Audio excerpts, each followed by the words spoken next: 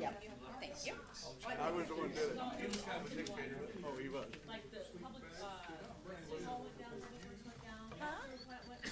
Hi, Monty. This is Travis. Can you hear me? I can hear you.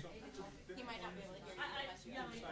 I did. Thank you. Are you calling the meeting to order? I was going to, but everybody's talking. Yeah, But but it is time. that's my gavel to. Oh, there's His turn to be able to on your computer. bang it. So I got to hit record, right? Yes. Okay. When you're ready. I mean, no. Record to cloud or this computer? This computer. Okay. I ask that every time. Recording in progress.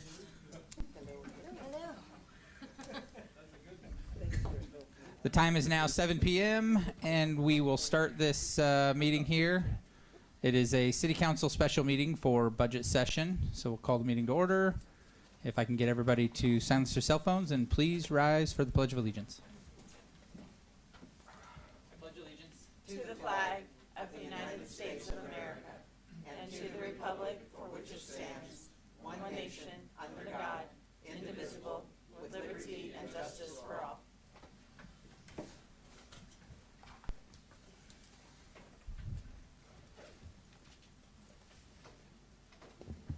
Roll call. How do you say your name? Brentano. Brentano? Okay. Yes, Brentano. Ms. Brentano, if we could take the roll call. Councilmember Burke. Here? Councilmember Rounds. Here, Councilmember Smith. Here. Councilmember Holland. Present. Councilmember Dowdy. Here. Councilmember Hall. Councilmember Alderman. Here. I don't think we have to do it for for a workshop. workshop meetings, do we? No. Right. Okay. Isn't he in Italy cruise or something like that? He's in, Greece? no, That's okay. he sent me He's in a better place than us. yeah. So time for citizen communications for items on the agenda. If anybody would like to speak, now would be your chance. If anybody in the lobby. Okay, seeing none. Anybody online at the moment that would like to speak? Seeing none, we will move on. Go for agenda approval. Make a motion. Make a motion to approve the agenda. Second. Motion by Councilmember Brown, seconded by Councilmember Alderman. We can take the roll.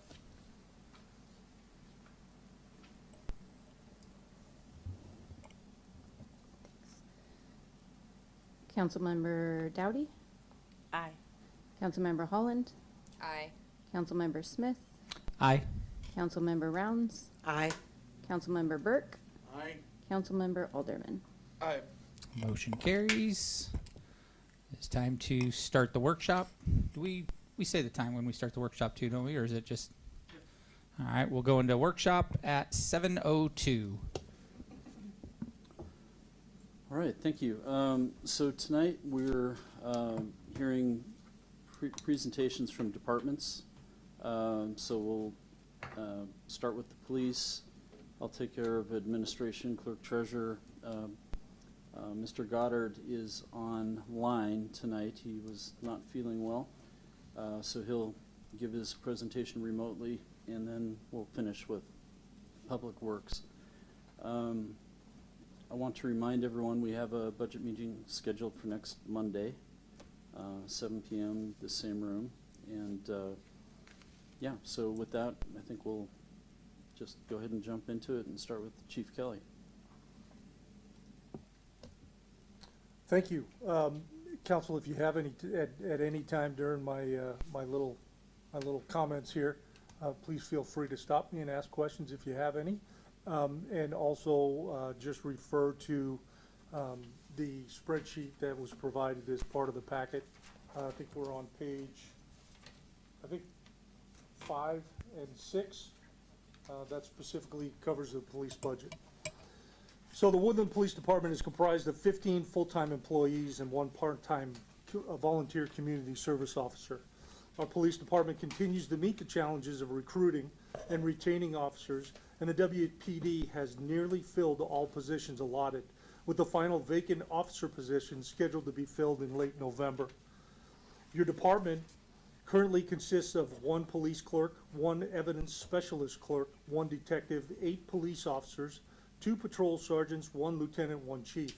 Your department has 2 vacancies now, 1 police officer position, which as stated earlier will be filled later next month, and our admin sergeant, which is an internal spot that will be filled, providing, it's given us the opportunity to promote within, leaning us towards the retention portion of the focus that is going to take place now as soon as our roster is full.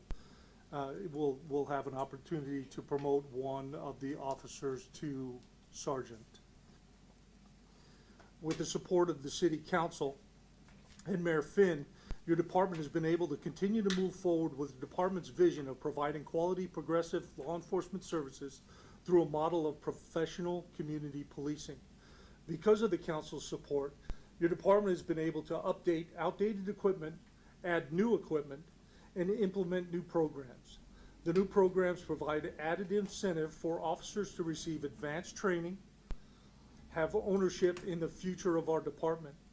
While some of the opportunities for specialty spots may not happen immediately due to the young tenure of our department, many of those officers now are still on probation, but they will have those opportunities in the future. Current programs of the Woodland Police Department are firearms. We have 1 current firearms instructor, taser instructor, less lethal instructor, and defensive tactics, currently 1 position. Field training program, currently 3 positions. We just had a couple of officers go through background investigations, and we'll have 3 total with the detective and the 2 new employees or the 2 new trainees. We have the unmanned aerial system, or UAV, unmanned aerial vehicle. Currently 2 positions, and those that roster will be built stronger in the future. Our phlebotomy program, and then our future programs, we'd like to have an emergency vehicle operator or operations instructor so that we don't have to contract with other agencies. The object here is for the future to have our department take care of itself in-house. As a matter of fact, just on a side note, our taser instructor went to help out Ridgefield PD all day today, provide them with training for their tasers. We want to increase our less lethal options, looking at potential pepper ball deployment systems. And ultimately, if council approves, a new position could be built for a school resource officer, which has been a goal of mine since I began my tenure here in the city of Woodland. And then, of course, increase our investigative division. The department's big project that we're going to take up in 2024 is we're pursuing and preparing for Washington State accreditation through the Washington State Association of Sheriffs and Police Chiefs. And this will give us an opportunity as a certified agency to seek grants and other avenues for progressive law enforcement. Yes, sir. Going back to your taser instructor, when we went to Ridgefield, do we get any, does your department get any compensation for that? Or are you doing it by the goodness of your heart? We're doing it to help out another allied agency. Okay. They've offered to compensate us for the sergeant's time. And we're taking some of our old, outdated equipment. We're going to be selling that to Ridgefield Police Department. Okay. Yes, sir. Yeah, did I catch that you were going to put another sergeant? Or is this gonna be bringing us back to around 3? This is the internal position that is open right now. It's not a vacant position, but the Right. internal sergeant's position is vacant currently. So you're gonna have 4 sergeants? Nope, 3. Oh, Okay, so that's We have just two replacing the patrol. one. Yeah, we have 2 patrol sergeants, 1 administrative sergeant. Sergeant Keller moved, Sergeant Keller, Okay. now Lieutenant Keller, Mhm. moved on to Battleground Police Department. Right, I was just saying, Yeah. the way it sounded like was you wanted them four. No, So no, that's- no, want that, to clarify that. but that sergeant position is gonna be reevaluated where we could give, our existing sergeants an opportunity to, new challenges. So we're gonna kind of look at that sergeant and how we could make that, a better opportunity to not only increase the knowledge of the law enforcement for that sergeant, but also, retain those officers so they have something to look forward to in the future. Yes, ma'am. You mentioned an emergency unit. What is that? An emergency vehicle operations instructor, that's Oh, EVOC. We have to operation go through that instructor. certification every couple of years. Right now, we're doing that through a simulator. We have a driving simulator that comes to us at no cost. But when it comes to actual physical operations of that, we have to contract with another agency to go up to the city of Longview is facilitating that right now. Okay. Yes, ma'am? And we, in discussion, had talked about a position you were talking about kind of splitting and giving some detective work. Do you remember that discussion? Are we talking about the, Where a position would kind of be split, where they kind of give support and act as another detective? and that's the Which position? reevaluation of the administrative sergeant So that position. would, so that goes with the sergeant position. Okay, that's what I was clarifying. Yes, ma'am. I just couldn't remember Yes, ma'am. if that was the one. Yes, Going sir. back to the EVOC, Yes, sir. I know on the fire side of things, as I went through a train the trainer when I was our department. Does it work the same in law enforcement? Once you're a trainer, you're always a trainer? Yes, sir. What about, possibly, I don't know if he'd be interested in it, as I know he's having lots of fun in his retirement building. But you ever think about talking with Don Barkovitzer? I know Don really well. I know you do. Yeah. I don't know if he contracts that, but we would have to go through, we would have to send that officer to an instructor course. Oh. And that's, I think that's a 1-week course. Oh, okay. At least it was when I took it, a couple hundred years ago. Let's say it might be a cheap way if he was able, because I know he would be able to train the trainer type person, because he was up there at the academy for 100 years like you were. Right, but we'd need that facility. Okay. Great. What else we need? Well, in the future, in the near future, we're going to look at portable, well, I won't say portable because there's nothing portable about them, but they're easy to maintain, is ballistic shields. And we're gonna use those for active shooter, active threat type situations, critical incidents where there's firearms involved. I've talked to the mayor and Pete about potentially purchasing those as part of our funding that's existing in the current budget, or the budget proposal, I should say, excuse me. And what kind of price are you looking on those? They're roughly about 3,800. I think for the 3 that I was looking at, or 4, I can't remember what the number was that I put on it. Somewhere in the neighborhood of 15,000. I can't remember exactly what the breakdown is, but they're rated for rifle, and they're actually a little bit more manageable than the current shield that we had. I should have brought a little show and tell so you could see the one that we have now. Should've. It's kind of a bulky little item, but it works.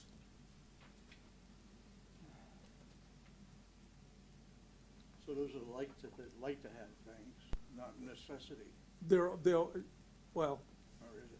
from an officer safety standpoint, they're definitely a necessity, but they're also a like to have. You know, and we'd like to build up the. Which more, like or necessity? Exactly. Okay. Yeah, it's difficult to say because, you know, when we go through our active threat, active shooter training, it's not a matter of if, it's a matter of when. And so we council has been very supportive over the years to give us the opportunity to be prepared for such things like this. And we're on our way with that, with the new rifles that council has authorized, the UAV program that the council has authorized, and some of the other, the updated tasers that we have now, and less lethal authorization to change our rifles or our shotguns into less lethal. So we're well prepared, and this is just another item to be well prepared. So mostly likely we'll need one for every car, right? It would be Because nice. otherwise you go out on a call, it's the other car that's off today that's got that piece of machinery. Well, but they're small, yes, sir, but they're small enough where we could have some of those on the road as well as a reserve here at the department.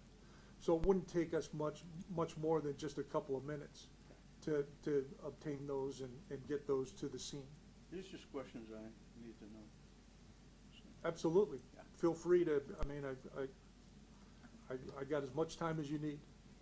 So usually you have budget enhancement requests, Right. and I don't see them attached. Do we have one yet, or? So we included those in, the mayor included those in the budget, which included an additional FTE, patrol officer, and the ballistic shields. Gotcha. So I'd they're like to see them separate. they're in the numbers So right you're now. saying I should open my binder? Yeah, right. Okay. That's why I have questions here. Yes, ma'am. So the position that we're talking about potentially adding, is that the position that you would like to make the school resource officer, or is that something in addition to what is already in this? If council approves that position, that's my goal, Okay, is to make that officer or. an actually- officer here. And the officer, Yes, I from understand. here. Okay, yes. yes, ma'am. Okay. Yes, sir. I think that's where I'd like to see is enhancements. Something that we can kind of make it easy for us to say, okay, this is the budget here, we can drop that out, you know, instead of later on. Yeah, I mean, just because the mayor wants it right now, we don't know what the next mayor wants. Right, so it's, you know, the budget's presented to council, it's the mayor's Kinda recommendation. jumping the gun there. Well, I'm saying, I mean, the we next can mayor could provide be you, him. we can provide you with the No, breakdown jumping. so you understand the cost of those two items. Yep, I'll have that for you at the Yeah, next meeting. that's what I'm saying. On that The school answer- resource officer, are we still pursuing to try to get the school district to help cover some of that cost? I know we've done it in the past and we've fallen short trying to do that. I know with the levy failure it'll be a challenge, but that might be something to keep pursuing, especially as they pursue a new levy. That is also, that's always an opportunity, Okay. yes. Yes, sir. And I don't know if there's grants available, but I know we've talked in the past about grants. It looks like the COPS grant is not available anymore. The funny thing about those grants is they have an expiration date. So where they might provide you with a grant for 2 years, at the end of that 2 years, we either sustain that funding or internally sustain that funding, or I'll lose that we position. move on from that position. Yeah, I know there's And that's- ties to it also. I think that one in particular was they would fund it for 2 years and you had to maintain it for 5 years, I think. Yes. Otherwise they would want the money back. And it's easy with those grants because they want justification when they give you the funding. They want the justification, and that's an easily measured grant. So we would be able to justify why we have it, what we're using it for, and show measurable amounts that we would be able to provide. This officer did so many hours here, there, and a lot of the school resource officers, speaking to some of my colleagues, some of those officers have the opportunity to actually be part of the classroom. And we do that a couple of times a year with the existing high school students the way they are now. We go in and teach for an hour or two per quarter. And so we're invited to do that on the Fourth and Fifth Amendment. Plus, the big positive portion is that officers have a direct connection with our teenagers, with students. And I would require that officer to make an appearance at least once a week at every school in the district, with perhaps the exception of Yale, but that's also an opportunity where we could send an officer up there. So we got on that piece of paper in my head, I got a pretty good plan on how we would use that school resource officer, should we have that opportunity. And I know there's training as far as school resource officers, I think specific for school resource officers. Yes, sir. Is that included in there too? Not in the budget, but fortunately enough, a couple of years ago, we were able to receive the levy lid lift, and we're able to take that funding and put that towards training as well. Okay. So, yes, sir. One more question. When the evening I went out and did a ride along with your officers, one thing that he was concerned about, which kind of concerns me too, is the radios. Being able to The Cressa. communicate with dispatch, because somewhere along they're not hooking up with the relays. He says the communication down on this end of the county is not very good. Is there anything? Never was. We have those challenges everywhere in the county, not just the city of Woodland. And fortunately enough, being on the 911 board, I see market improvements. Well, I see gradual improvements to our communication system. And some of that equipment is, big money Right, right. to try to upgrade it. And we're slowly but surely moving that way. I know when I was with the fire department, when they put the new towers up, Spirit Lake, up in that area, once we get the new towers, we had all the way to Johnston Ridge, we had communication. Before, I was talking to dispatch on my cell phone. Yes. So what I'm wondering, if they put more towers down here, is that gonna help with your communication? Because I hate to see a situation happen down here where your officers need to communicate and they're not getting through. Yeah, and not, we have a pretty unique area because of the geography, Right. the hills and valleys and peaks and valleys and so on. So I don't know if adding more towers will make that communication better. Nope. I don't, because it's about the repeaters. Right. And fortunately enough, your department is prepared because of the radios that council authorized a few years back. We're prepared to go digital, but Cowlitz County is not, and that's our primary dispatch county. We could technically contract with Cressa, but I don't know if that communication system in South County would make a difference, North County, South County. So, I don't know if, That was just a concern that I forgot to bring up earlier. but, That and that's a great observation, because that is a concern of every law enforcement agency in the county. That was one of our concerns we had when we did this, and I asked the question specifically whether it would work, and I don't know if it was you or one of the chiefs at the time, said it will work. I'm a communicator. I run a lot of emergency communication right now, and it won't because of the mountains. If I wanted to talk north, I'd have to point south on my beams. Okay, so take it that way. Yeah, So and you ain't gonna get around. Yeah, and that conversation Yeah. might have took place before my time. And I was sir. on the 911 committee. Yeah. I know I work at the Port of Portland and we have radios there, and my radio works from home here to the Portland. It also works at Hillsborough Airport, and I can communicate great with my coworkers at Portland Airport. So it's just a matter of getting the right equipment out there, but I'm assuming we contract out with Cowlitz County, who does the radio system, and we're contracting through them. So ultimately, it's up to them to upgrade it, and I'm assuming we've asked or had those conversations. Continually, yes, Yeah. sir. You're on the trunking system. is what Yeah, you're on. those are always conversations about improvement, upgrading equipment, and so, yeah, When you say Cressa, that's Clark County? yes, sorry. So Sorry. would that be a better option maybe to look at Cressa, or what's the cost difference between going with Cowlitz or Cressa for our dispatching? I had not really looked at that because they're on a different system. They're on a digital system where our system in Cowlitz County is analog, and we have the ease of communicating interagency with all of our partners. Yeah.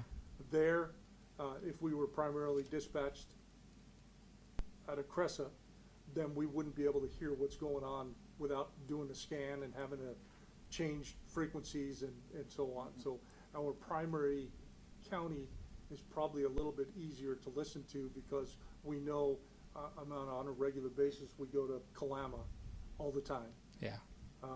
When our communication systems were similar, your Woodland Police Department went to Ridgefield, went to La Center. But in this case, it's difficult to say what that would look like.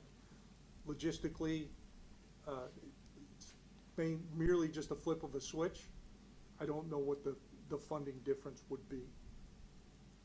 Okay. They already use Cressa. Here, wouldn't it? And we do have those frequencies available to us, but it would take a whole different conversation. We'd have to get together with Cressa because we'd have different designators, different call signs than we currently have now with Cowlitz County. Okay. So I wanted to go back and ask a question Yes, ma'am. about the resource officers. Yes. And it's just because I know a lot of the people who have that role in the Vancouver School District. So those are, the way I understand those positions in Vancouver is that the school district employs a certain amount of, I think they're, what are they called, DROs, District Resource Officers. But then there's also Vancouver Police and Clark County Sheriffs that are also in the schools, or they kind of back each other up. So is that not something that is currently in the schools here? Do they not employ anything like that? No, they don't. I think the district resource officers you're talking about might actually be civilian employees. I don't know if they're part of any police department. Right now, we have one designated individual as our school liaison officer, only because we have to have a go-to person that primarily works day shift. And when I first got here, that was a designator that I put on our detective, because the detective works during the week, primarily during the days. And if there are some events that detective or that liaison officer would get the information from the school district saying, hey, we got some special going on this weekend. Can we maybe get an officer to frequent that area, or maybe get an officer to hang out? And I've always been the one to encourage your police officers to hang out at a ball game, to be present when there's big events going on there, just for a presence. And we know that helps out, just being a presence somewhere. And so, where else can a police officer say, hey, you know what? I got paid to go watch a high school football game or a basketball game. But it's part of the community policing picture that we all embrace, where officers can be approached, whether it's a good contact or a bad contact. But I think it's more important that officers have, or citizens get to see our officers in a non-enforcement, law enforcement capacity, so that they can see that big picture and say, hey, you know what? Our police officers are there all the time. I pay them to go walk around the lake in the summertime when we're real busy. Go have an ice cream, go have a hot dog somewhere. Go check our businesses. It's all about that. So the school resource officer would just bolster that relationship that we have with our community. Fortunately enough, we've really, really benefited from the relationship that your police department has with our community. So, Well, I can say that it was very impactful in high school to have Chief Graham shake his finger at you as you drove by. Speeding. No, At least you got your thinking finger about shook at. speeding. And he would sit down there at the every day after school and shake fingers or sternly look at you as you pass by. And it made a big difference, I think, in how people behaved, so I get it. And I know, like, when I have to deliver things over to some of the school districts, or some of the high schools, you open the front door, you've got to get buzzed in, and then you see a Vancouver police officer posted asking why you're there. You don't get very far before they ask you why you're there. And like at River, I've been at River when they've, a Vancouver officer is walking the halls. So, I mean, I fully understand that. I just think it's interesting that that's not a service being provided, I guess, with the school. Well, I guess in a non-direct way, we provide that service. Gotcha. We do have, I always, whenever I go to one of the schools, I tell all the administrators, hey, we're a phone call away. And, during certain times during the day, it just takes us a couple of minutes to get across town. So we could be at a school in the blink of an eye. The good part about that is we're welcome in the schools. We have officers that frequent the schools on a I won't say regular basis, but they get there a bunch, where they walk through. We have an excellent bridge to our youth now with the dog. They ask for him all the time. And the good part about that is, even without the advanced training that we plan to send him to soon, he knows the difference between some of our children that are afraid of dogs and others that embrace the dog. And so you could see his change. He changes, and we didn't teach him that. It's just a skill that he has now, where he knows to be a little bit more gentle with a student that's challenged, and a little bit more assertive with a student that's excited to see him. So we've benefited from that already, because he's been an excellent bridge, and that school resource officer would be a better bridge to us and the youth of our community. So. Yes, ma'am. Well, I just want to say that, as somebody who works in the schools weekly, I am really thrilled to see this on the proposal and know that the school resource officer is a potential for next year, because having kids in the district is one thing, but working in the district and seeing it on the other side, I kind of see both sides, and the amount of times that I think just having that face that is constant and not just any officer in the building just helps with them knowing, okay, I need to respect that person. I need to understand that they're here to do a job. Like, I think the benefits far outweigh just an occasional or as often as we can. And with some of the things that happened last year, and even with, Evergreen just having that recent thing and everybody getting their alerts, our kids are on alert, and it's the day and age we are, and to know that resource officer would be in the building more frequently, maybe stop some of those calls and maybe stop some of the things that the school doesn't have the ability right now or the funds to even monitor their parking lot. So to be able to have that extra resource for our schools right now, I think is just very crucial. Well, the in good our part about towns. that is it benefits our community, but it also gives us an opportunity to retain some of the quality officers that we have now. Absolutely. I've told you guys 100 times already, but you have a great department here. You have a lot of experience. Even some of the newer guys bring experience with them from either lateral or military time or all that. So they know how to talk to people. They know how to treat people. The good part about that is a school resource officer would give us another opportunity to hang on to somebody for a little bit longer if they choose to move on. But it would give our younger officers something to look forward to, knowing that in 2 or 3 years, those officers would move out of school and back into patrol, making them better police officers, giving a newer officer, a younger officer, an opportunity to become a school resource officer. Yes, sir. Do you still have a reserve unit? We do not. it also makes the kids not afraid of officers too, that are, you know, sometimes are kind of skittery. So it's a good situation. Yes, ma'am. Big thing I read about school resource officers is they're taught to try to keep things at the lowest level and not necessarily put the kids into the court system. So I think it's important for the training, and I think employee training goes a long way for retention as well. So making sure we have that in the budget is important for me. Yes, sir. Thank you. Anything else? Okay. Thank you.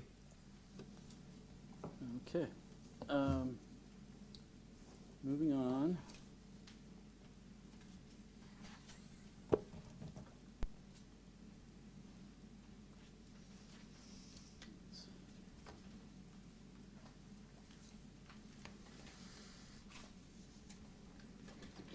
All right, so this is just a couple of slides. It's identical to what's in your This is the sheet budget. you gave us?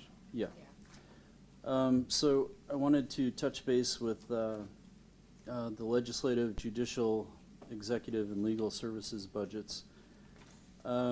Most of these are just carryovers from the year before, but to start with legislative, that's the budget that covers city council. You can see we left the salaries the same. If we had 4 meetings a month, every month, you know, we'd exceed these numbers, but that usually doesn't come to play. You can see in 2022, when it was the same compensation, we were at $21,000. We do publications in the newspaper. We have that set at $9,000. There's a little bit for training and travel, $1,500, and that's if a city council member would go to, for instance, Association of Washington Cities meeting of some sort or training. So, Like Terry went over to Spokane. correct. Yeah. Yep. Excuse me. So you can see, you know, it's the exact same amount as we budgeted in 2023. The next item is judicial. So the item that drives this budget is the first one, intergovernmental professional services. And basically that's us paying the court for processing our court cases. So we're budgeting $56,000 again this year. There was a slight increase in interpreter fees to $6,000. It's less than what we did in 2022, but it seems to be in the ballpark. So not much change there. The executive budget, the salaries cover myself and Mayor Finn.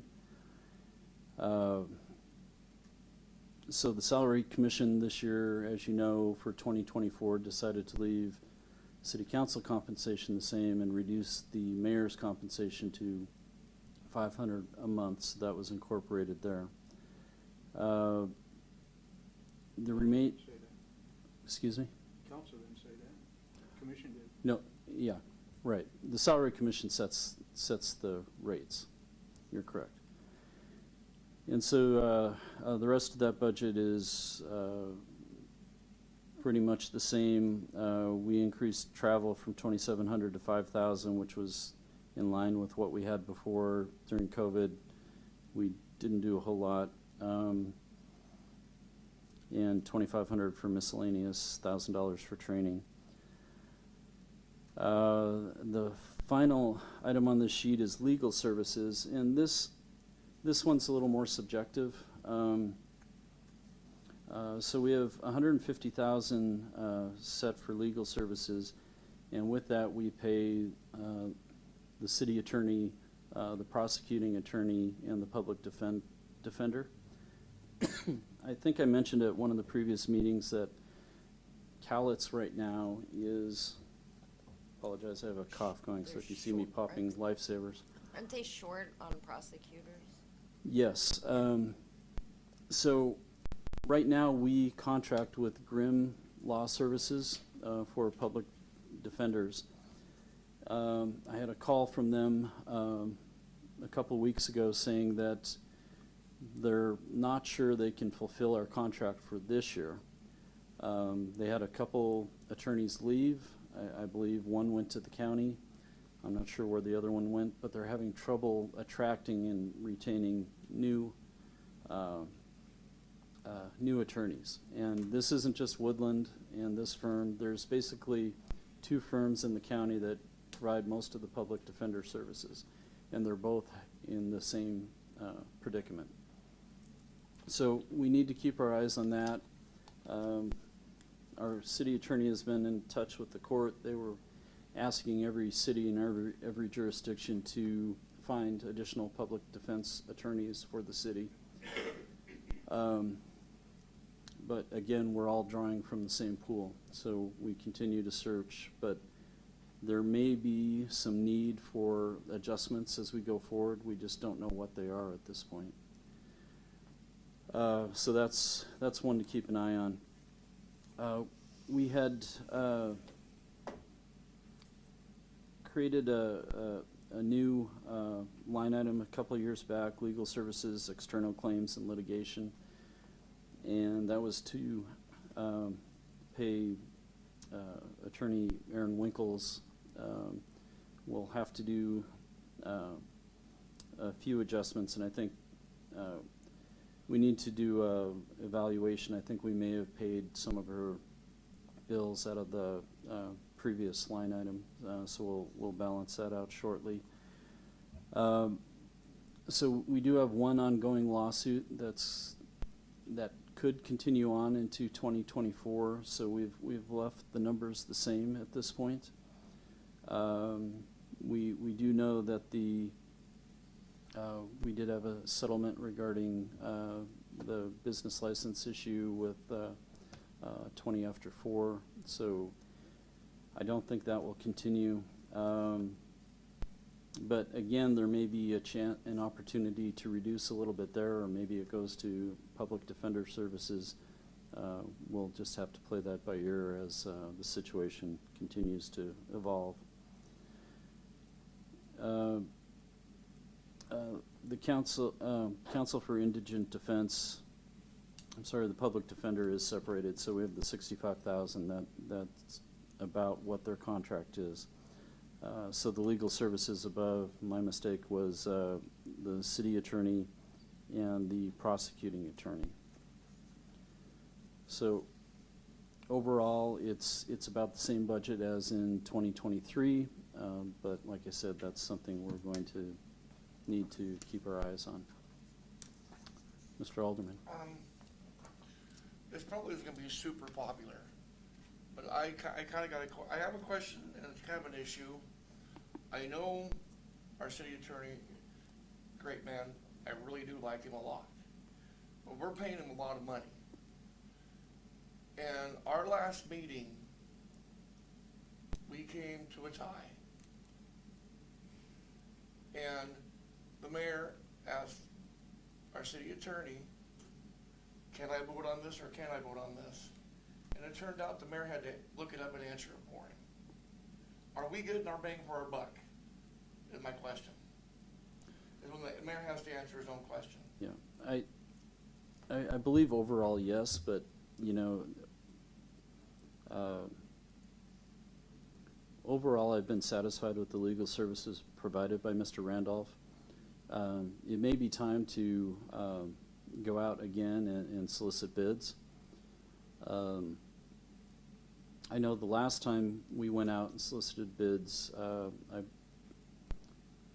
don't quote me, but I believe he was the only person that responded.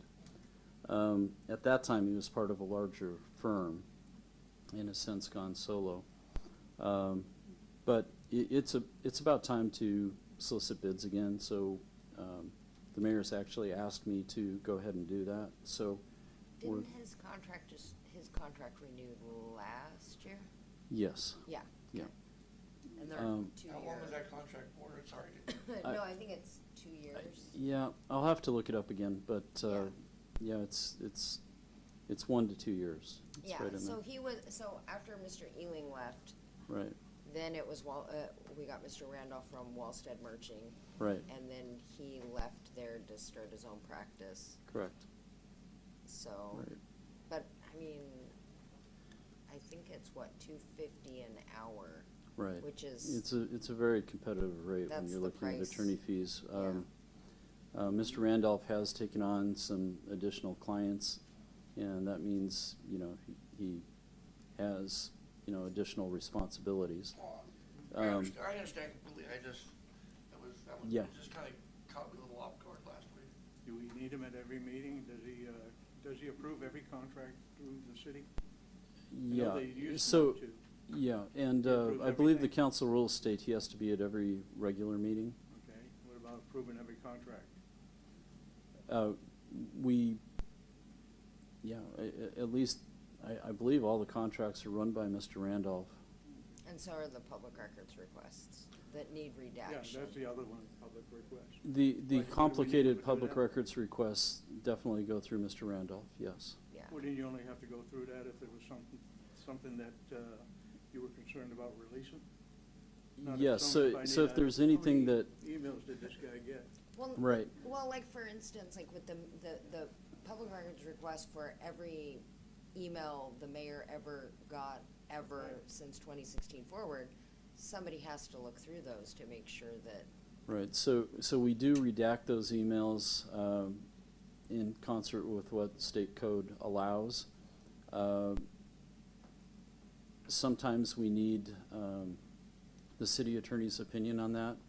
There's a number of emails from the mayor with the city attorney or with other attorneys where attorney-client privilege could be there. Usually it's a portion of the message, or, you know, it depends on the city attorney's review. So he's reviewing a lot of emails and documents for us with the public records. yes, it does, yeah, public records requests, and then things like just random stuff that comes up, yeah. You know, maybe it is time, Pete, for us to go out to bid again. Yeah. You know, look at it. Yeah, we do that from time to time with Mhm. building inspection, with all the contracts we Right. have. So it's about time. Yes, okay. Yep. Any other questions on that? Okay, next I wanted to turn to the clerk treasurer budgets. So again, these are very similar to the previous year. Most of the clerk treasurer budgets, you can see the three categories. The first one, budgeting, accounting, auditing. The second, clerk record services. And finally, finance administrative. So the driver on these budgets is always salaries and benefits. You can see that comprises the most of that. The first, budgeting, accounting, and auditing, you'll see the expense line for the audit state examiners. We have it set at $44,000. That may be a little high, but we'll have an estimate from the auditors fairly soon on 2024. The clerk record services, basically that's the ladies up front that take care of whatever customer comes in the door with whatever needs. You'll also see a line item called professional services. There were some census expenses in previous years. That's not really applicable now. And the website, that's set at $32,000. So some of the website services that we have on, like Civic Web, a small portion of that comes out of there, and for hosting the website also. IT support services, we contract with an IT firm. You know, maybe again it's time to go out and review that. We're anticipating around $40,000 this year. And then just miscellaneous. So you can see the final dollar amount is a little more than the previous year, 326, now at 362. Most of that's due to cost of living increases. Finally, we have finance, administrative. We have election costs in here, so when we hold an election, Cowlitz bills us for their services. We have $3,000 for training staff, and Cowlitz also has to maintain voter registration logs for the city of Woodland, and you see that portion there. You can see it's the same dollar amount as the year before. An item that doesn't show. I have a question. So is that just for Cowlitz County, or is that Cowlitz and Clark? Because I remember, I believe it's Cowlitz and Clark. because in our finance meeting, that amount was a lot higher. That was like $5,000 more. So I'm not sure. You might. Let me double check that. Yeah, you might double check that. I just remember it being higher because I did not realize it cost that much to maintain voter registration, considering we have like a handful of people who ever vote. Right. Okay, I will double check those There, now numbers. you're allowed to move on. No, that's fine. We do have another budget in the general fund called general facilities. In there, we have a lot of our IT budget. The Public Works Director is going to talk about the facilities portion of that. There's a couple things, though, that's notable in that budget that's outside of facilities. We do have liability and property insurance in there. We get that bill in December, and it's for 2024.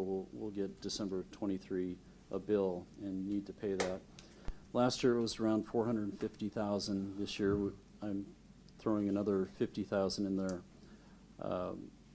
It's been increasing quite a bit lately, and it's not due. From what the insurance folks are telling us, it's not really due to our claims history. Our claims history is, pretty good right now. It's due to national insurance concerns. So we get our insurance from a pool that encompasses a lot of the cities in the state. But that pool purchases reinsurance on the national market, and because of a lot of natural disasters and fires, hurricanes, things like that, flooding, there's increased cost to insurance companies that they're passing on. So I did include another $50,000 in the 2024 budget, thinking that as soon as that bill comes in, we may see an increase. We haven't heard that yet. In December, we'll have a better idea of what that might look like. So, also, the mayor is included money to upgrade our financial software system. We're looking at a company called, I believe it's Taylor Enterprises, Tyler Technologies. That's going to be, the initial startup would be about $64,000. That's included in the budget. Our current system we use is Vision. There's going to have to be some redundancy while we switch to the new system. So we're going to have to pay Vision and Tyler Technologies in this upcoming year until we have to run 2 redundant systems until we're sure that the financials match and everything is transferred properly. So I did include just a year for Vision and a year for Tyler Technologies, but that may be able to be reduced. We believe the conversion will take anywhere between 4 to 6 months. So when we have the contract together, we'll bring it to City Council. City Council can make the decision on whether or not we go forward with that.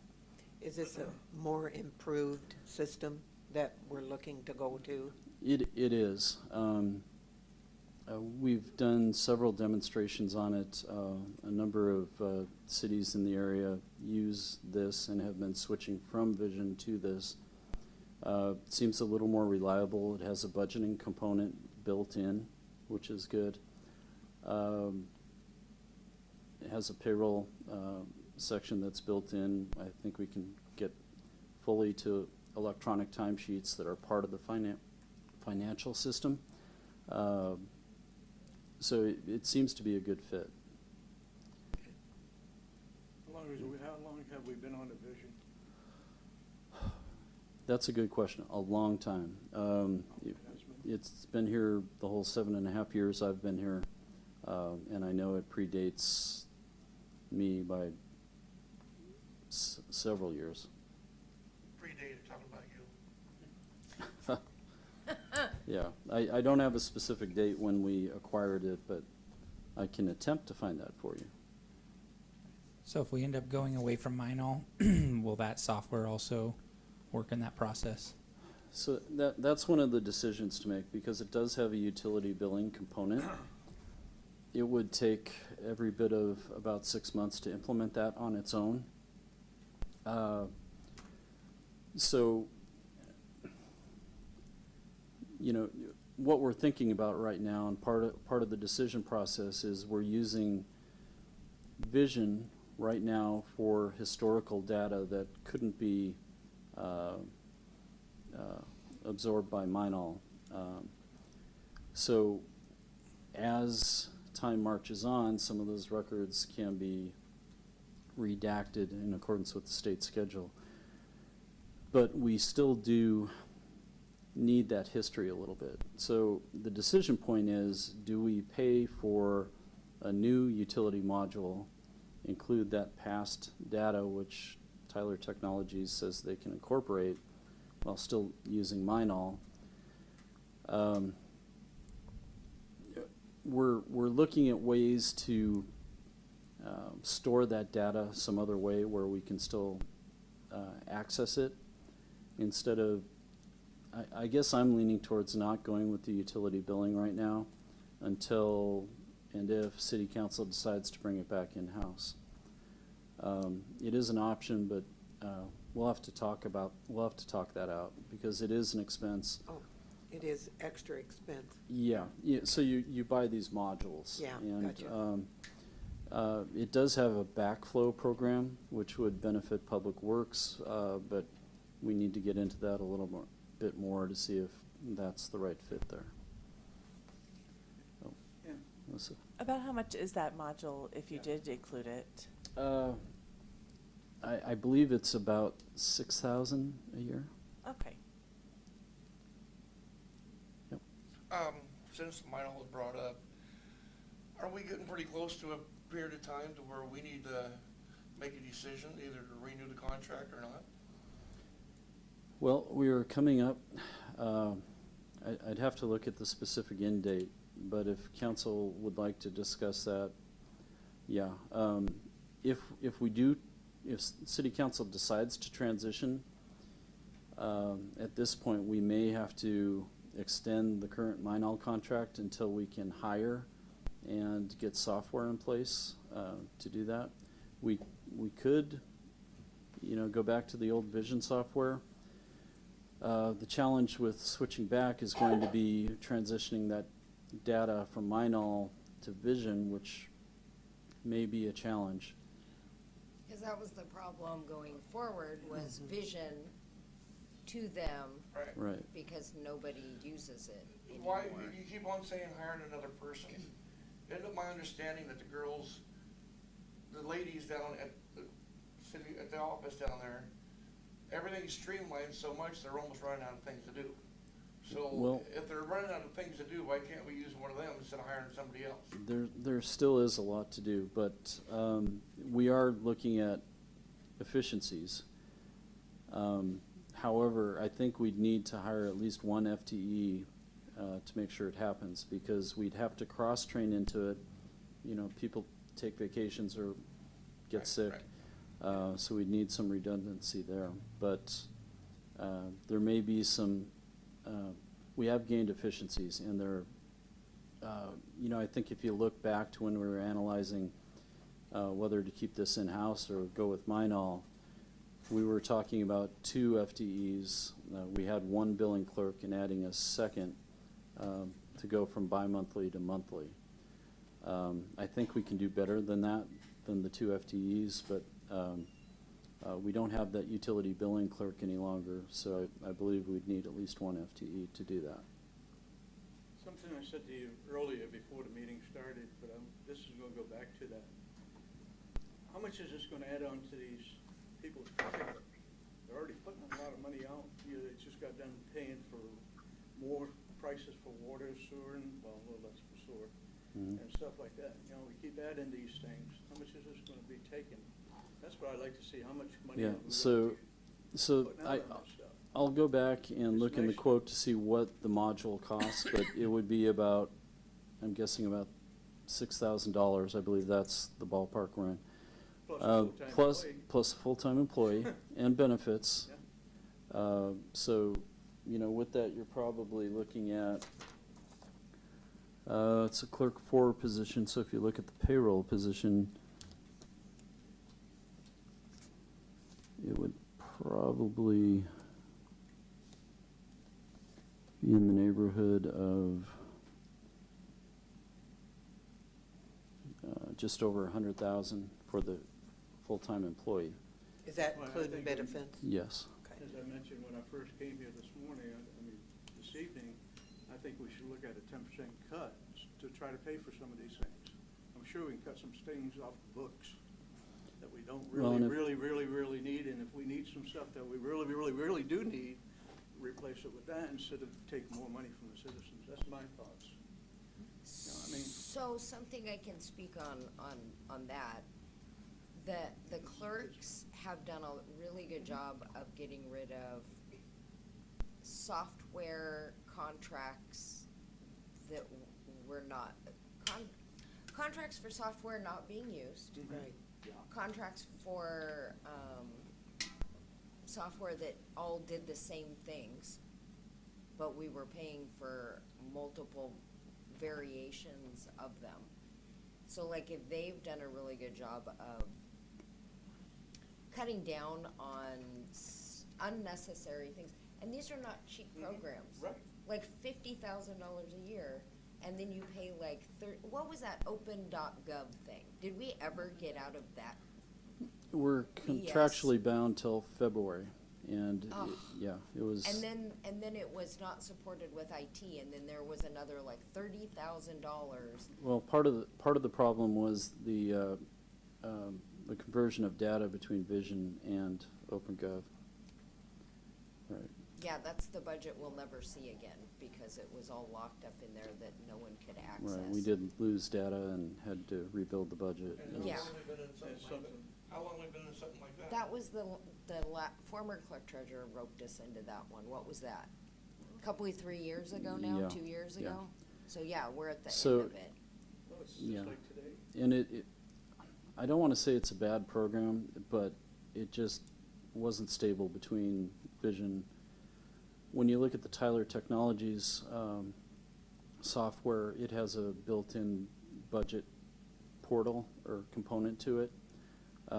So everything's, you know, it's fully integrated with the financial system, which, you know, instead of having a standalone budget system trying to mine the data out of a separate financial system, it works a little better.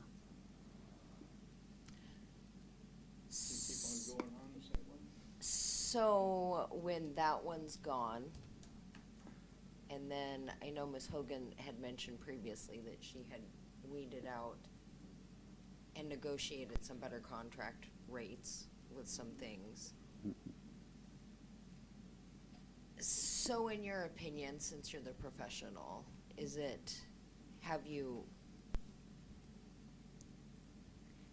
cut out a bunch of that so that we're not. So to me, it goes back to people who like pay for Canva when it's free.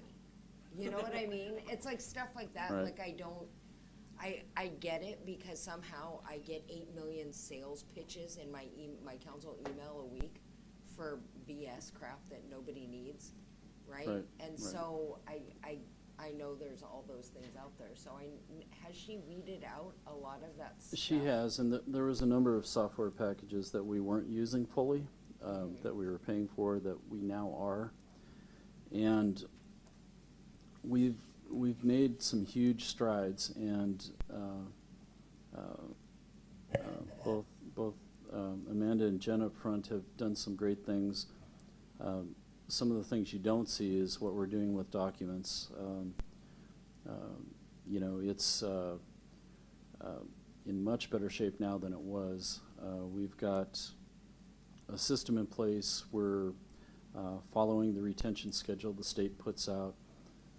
It's organized. We're scanning a ton of documents, so they're at our fingertips, and only storing the paper copies that have to be retained by law. So there's a lot of good things that have happened, and we've gained some efficiencies with the technology. There were some things we weren't using or weren't using fully. We fixed that. So we're in a much better spot than we were. Going forward, it makes sense to look at the new financial software and move on from Vision. We're having issues with customer service on their end, trying to get problems resolved and whatnot. Sometimes it takes days or weeks to do that. And a lot of jurisdictions are moving to Tyler Technologies. They're proven. We've talked to other. We actually had a Zoom meeting with some other folks in Clark County that are using Tyler Technologies, and without the service representatives there. And you know, it seems like a good plan to move to this new software. You know, the first year, because of the redundancy we're going to have to keep, it's going to be a little more expensive in 2024, but then we won't have to pay for Vision after that point. We do have to come to terms on the utility billing and what we do with that historical data. We're still trying to find a way to access it, you know, maybe in a standalone system or something cheaper than Vision. What do we currently pay for Vision for a year? I don't have that at my fingertips right now. I'll have to get that to you. I want to say it's in the $40,000-$45,000 range.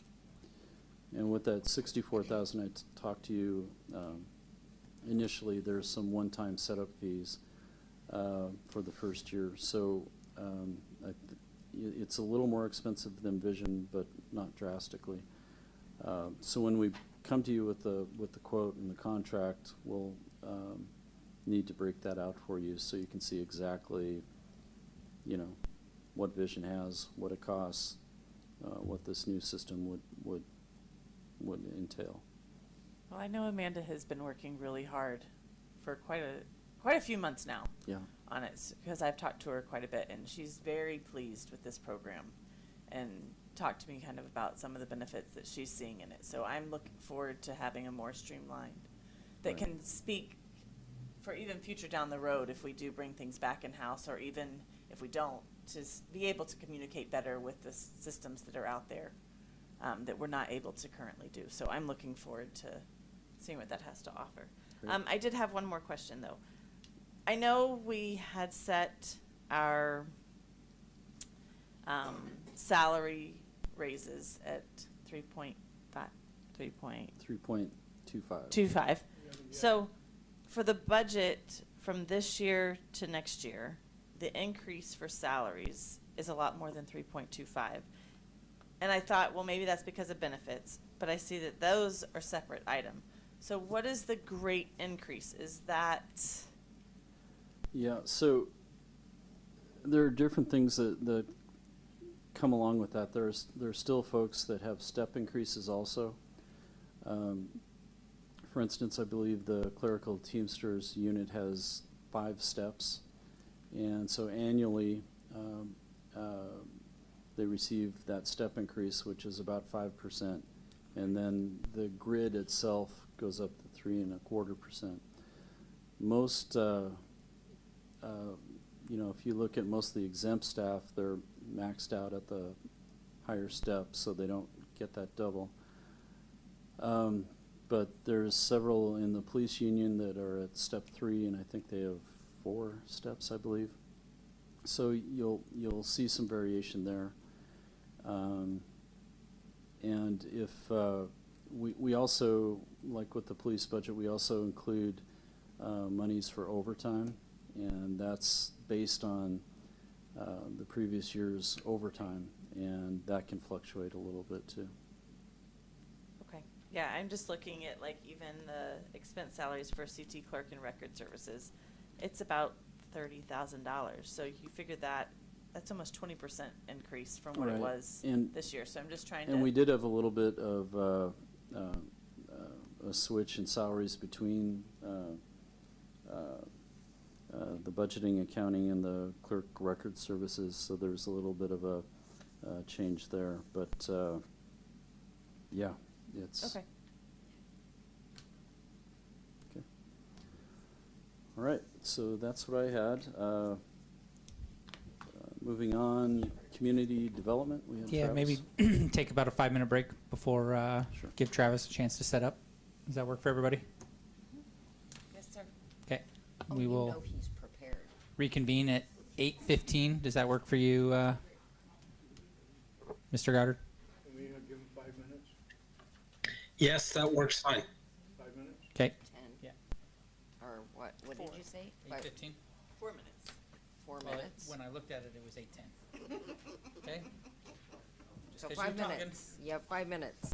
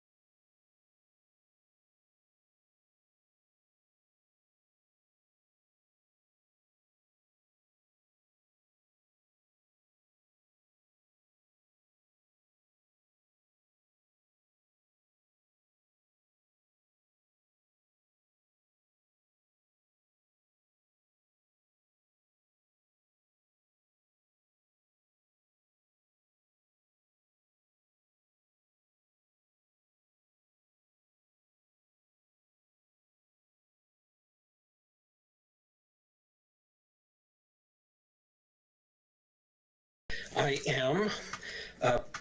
Pete, if you could set it on page 4 of the attached budget, then I don't have any other additional slides other than that.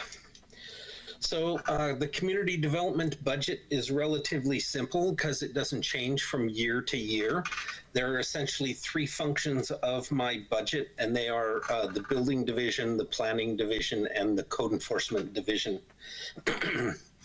The planning section is about 49% salaries and benefits, and the rest of it is professional services. And professional services may change from year to year, but it is a reimbursable expense. So if I were to spend more money on that line item in a year, I would do a budget amendment because I'm getting additional revenue to reimburse those expenses on a dollar for dollar basis. On the building side, it's about 31% salaries and benefits. And the rest of it is professional services for plan review, inspection, and the building services we get from our subcontractor. And again, the more work that they do is a result of more applications that come in. And the more applications that come in, it has a matching revenue. So therefore, my budget doesn't change much unless I'm busier than usual. And then the third aspect is code enforcement, which is on page 5 of the budget document. And it's a much smaller budget because it is a half-time employee, and it's virtually all salaries and benefits, but it's only a total budget of about $31,000. On the planning side, we have 3 FTEs. We have the director, the permit clerk, and also the associate planner, but that position is currently vacant and will probably be vacant till the end of the year. And then on the building side, we have no full-time FTEs, although I would like to point out that the reason why there is a significant number in the salaries and benefits is because the permit technician, we've divided her expenses based upon the volume of permits that she handles, and the majority of her permit workload is for building permits. And so consequently, the majority of the planning permit technician position is paid for out of the building funds. So we have, I'd like to give you a little couple comments about some things that we discussed for this budget but were not included in the budget, and one of them is very relevant to a couple issues that you've talked about, and that is we had discussed this year the need for a public records clerk. And we brought this up for the last 2 or 3 years because our public records requests have tripled since 2021, and they're sustaining that tripled level. So this year, I think we're at 200 public records requests already. Last year, we did 278. In 2021, we did 125, and then I think in 2020, we were about 80. So we have effectively tripled the workload. So in spite of finding massive cost savings and efficiencies, the workload that is being generated by public records requests, which may not necessarily generate additional customer service or services to the public, we're eating up those savings by spending it on public records requests. And so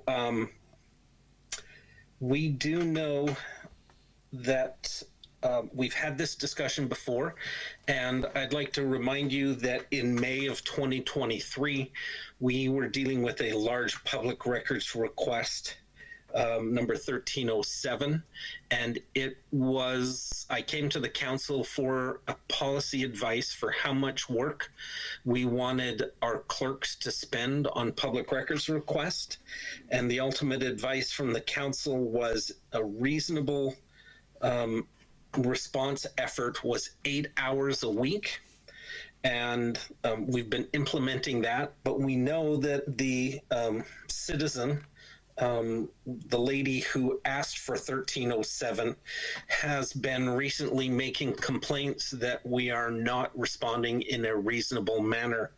And so if you are receiving any complaints about that, we did discuss the idea of potentially adding an additional employee, but in the end, the mayor and Pete rejected that request because we're not sure that we can keep an additional employee fully employed 40 hours a week for an entire year if we were to hire an additional person just to do that workload. So instead, we are continuing to implement the council's 8-hour a week dedication, and 6 hours of that 8-hour is being dedicated to that one large public records request, and the other 2 hours a week essentially handles all of our other public records request workload. So I would like to point out that there was a discussion about that, and hopefully that's your answer. We don't believe there's an additional workload that requires the additional position, and that is the answer to what we're doing with the time that we save in other areas. Mr. Goddard, we got a question from Councilmember Alderman. It's more of a Okay. statement. I really don't think we need to discuss putting an extra person on just for public records at this point in time until the elections are over. As I got a stinking suspicion, depending on how the election turns out, the public records are going to be cut down dramatically depending on how the election turns out. Well, it was, when we're looking at whether or not to add an FTE, when you have one public records request that's really driving the majority of the work, it's hard to hire an FTE based on one request, because when that's satisfied, we hope that the number of requests will go down and will be a more manageable number. I have a question. Mr. Goddard, as we get information on that big item, are we giving her that information, or are we waiting until we get the full thing done? No, we are giving constant feedback in accordance with our policy manual, and that is we give an update. I believe it's every 2 weeks at a minimum. Or it might even be a minimum every week that we're responding to give her an update of how much progress we're make. That's not what I asked. She is receiving. Are you giving Yeah. her the information as you get it? Oh, Not yes, yes, As you process it? yes. Okay, that's what I wanted to know. So how much progress have we made into this request? Like, how much is left? I don't know that for sure. I do know that I just happened to see an email on that today because we received an additional complaint from the requester that we are dragging our feet. And it was in response to an email that said we hadn't heard from her in more than 30 days. And we noticed that she hadn't picked up the documents that had been delivered to her. So we were inquiring as to whether or not she had all the information she needed and whether it was still an active public records request. And she immediately responded with a complaint that we were going too slow. And so I do know it's active, and I do know that we are responding at a constant pace. But part of it is, as was discussed earlier by Aaron, a lot of those emails do have to go to the city attorney, and the city attorney also has to build it into his time schedule to review all of those emails. But for the most part, Amanda does a great job at sifting through a large amount of data, and she identifies the potential red flags that he needs to look at. So he doesn't see everything. He only sees the things that staff have identified as potential red flags. Any other questions? Oh, one more. Well, I have questions not on that, but on a couple items that you have on your budget. For the professional services, it went up dramatically from 45,000 budget to 105,000 budget. What are the reasons for that? So part of that is we have a grant this year, and so we are going to be using a outside consultant to be doing a lot of our planning work that is normally done by staff in-house. And also just the fact that if we are expecting a significant amount of additional work, rather than waiting until we make quarterly budget amendments, we're just planning ahead next year that we're going to see a busy year. So that consultant, that's part of the grant, that some of that cost will be eaten by the grant that we received. That is. Okay. Or if it's not, it would be reimbursable because it's a service that we are doing for an applicant, and they are required to reimburse us for all those expenses. Okay. Perfect. Thank you.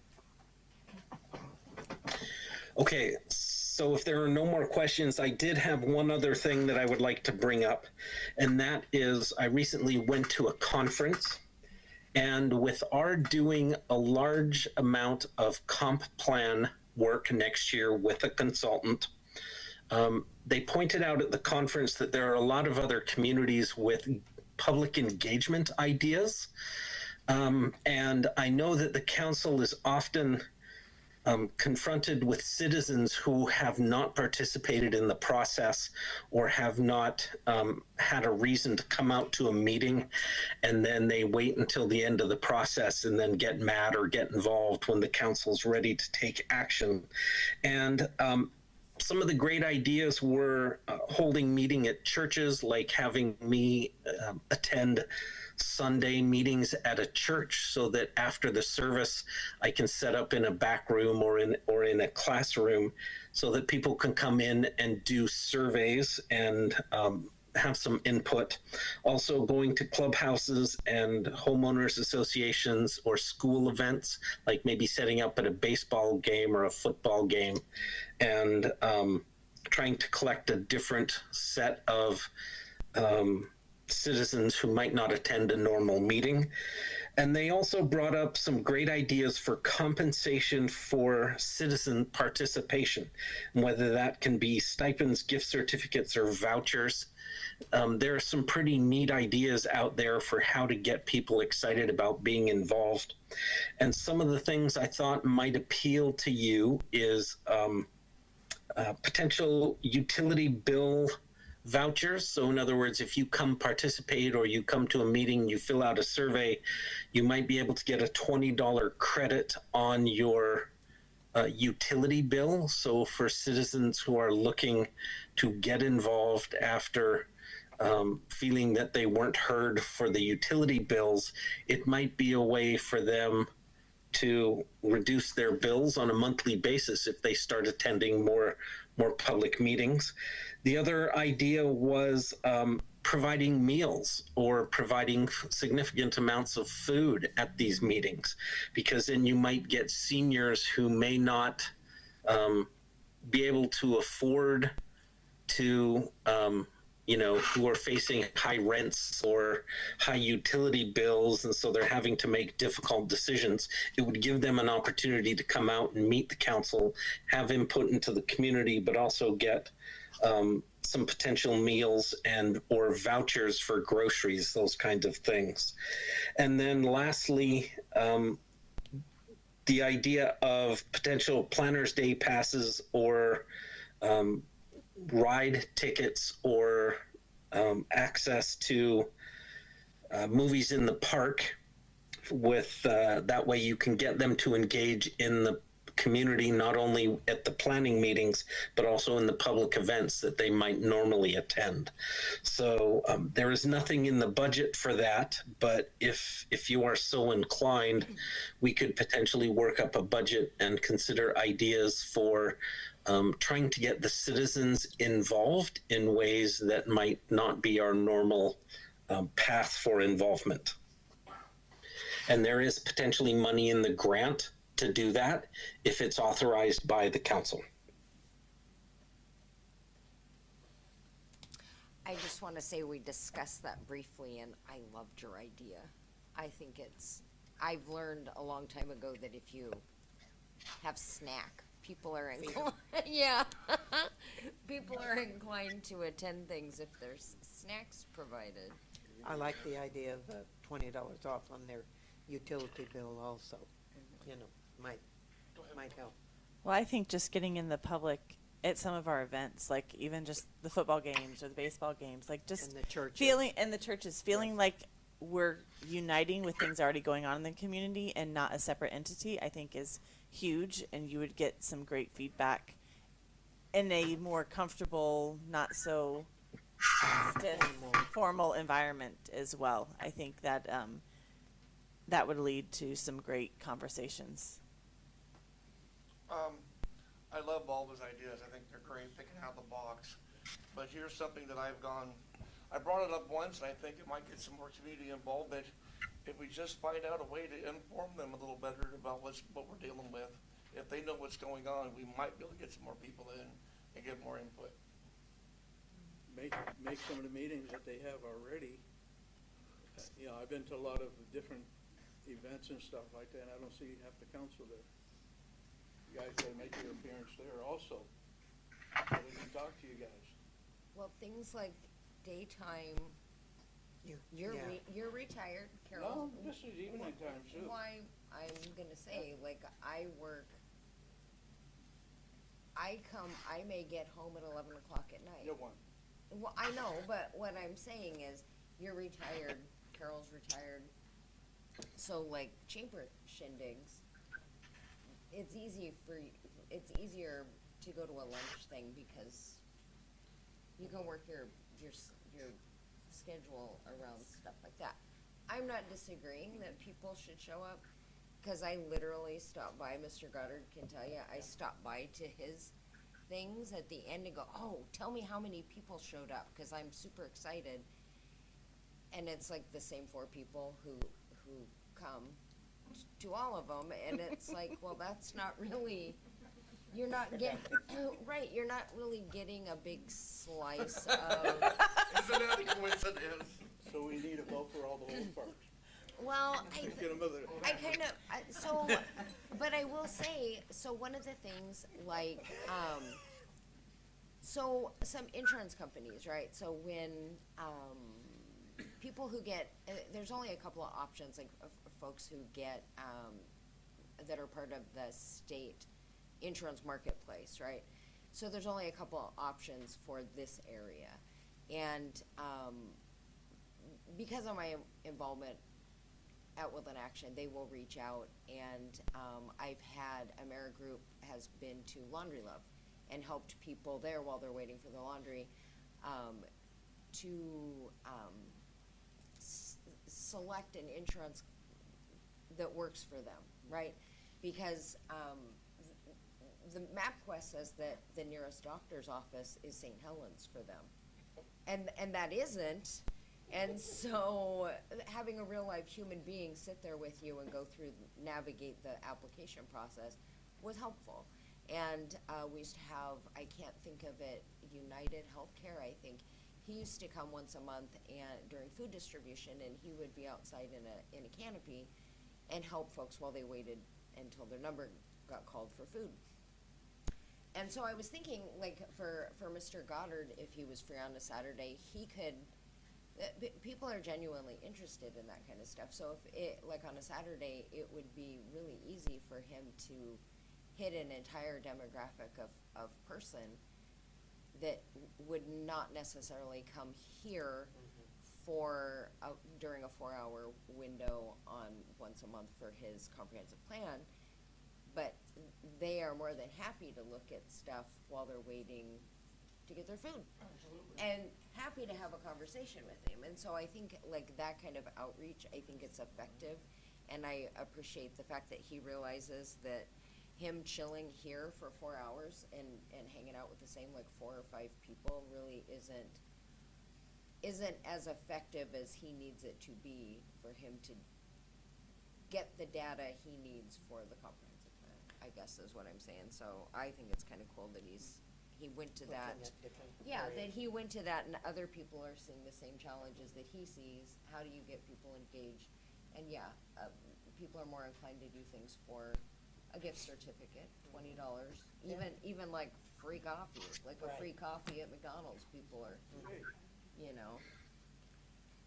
But, sorry, I didn't mean to hijack your thing, Mr. Goddard.